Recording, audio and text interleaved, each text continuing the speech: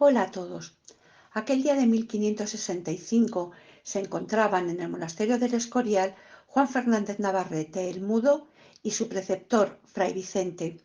Era una cita importantísima que habían acordado el prior del monasterio escurialense y el prior del monasterio de la Estrella, donde el pintor había pasado tantos años. Juan llevaba a modo de presentación para el rey de España este cuadro del bautismo de Cristo, y Felipe II se quedó tan impresionado que lo contrató de inmediato. Primero como restaurador, sobre todo de las obras de Tiziano, empresa que acometió con tanta maestría y rapidez que el monarca lo nombró pintor del rey frente a otros insignes candidatos como Sánchez Coello o el Greco. Juan Fernández Navarrete había nacido en Logroño en 1538 y morirá en Toledo con solo 41 años. Era conocido como el Tiziano español y su apodo, el Mudo, se debe a que a los 3 años se quedó sordo por una infección y a partir de ahí solo se comunicó mediante señas. Educado en el monasterio Jerónimo de la Estrella, aprendió las ciencias conocidas y sobre todo el lenguaje de los signos, que desde la Edad Media se usaba en las comunidades monásticas con voto de silencio. Durante toda su vida tuvo que sobreponerse a su discapacidad y a su naturaleza enfermiza.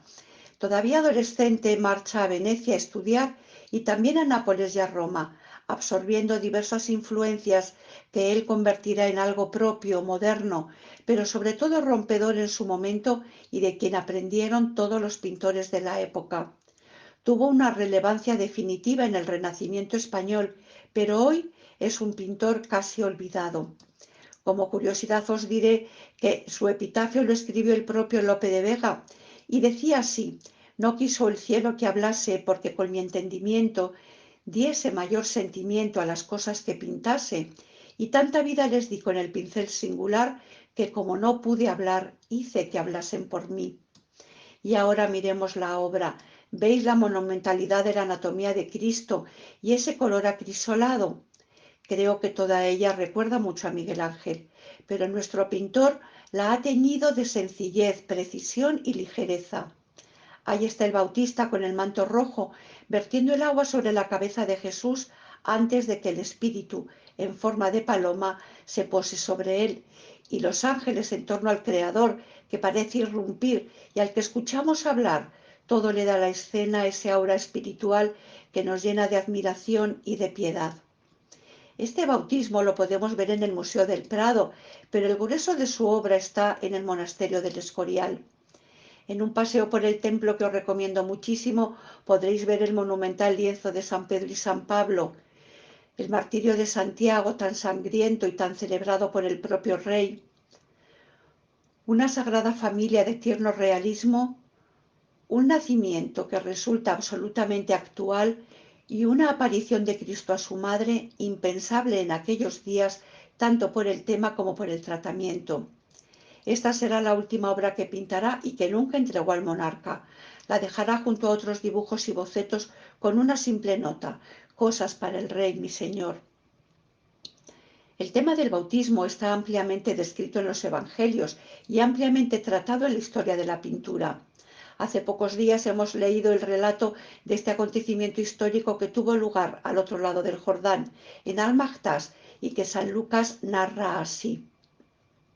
Aconteció que cuando todo el pueblo se bautizaba, también Jesús fue bautizado. Y orando, el cielo se abrió y descendió el Espíritu Santo sobre él en forma de paloma. Y vino una voz del cielo que decía: este es mi Hijo muy amado, en quien me complazco. Es impresionante ver a Cristo en medio de la multitud pecadora. Él, que no tenía pecado alguno, iba a recibir el bautismo de un hombre pecador. Y ahí está, humildemente, junto a todos los demás. Dios, que aguarda su turno en la fila para ser bautizado por Juan. Jesucristo, mi Dios y Señor, todo obediencia y humildad, que se inclina para recibir el agua innecesaria, y la voz del cielo que rompe el aire, y el amor que proclama: este es mi Hijo muy amado. Señor, ¿me has dicho a mí esas palabras el día de mi bautismo? ¿Las sigues diciendo sobre cada criatura cuando se convierte en hijo tuyo? Hemos escuchado en nuestro corazón: tú eres mi niño, te doy la vida, Alégrate de vivir y vive amando. Y ahora nos sentimos estrechados en tus brazos cuando tú perdonas nuestros pecados. Gracias, Señor, por el bautismo que nos hace hijos tuyos. Gracias por tantos bienes, por tantos dones, por tanto amor.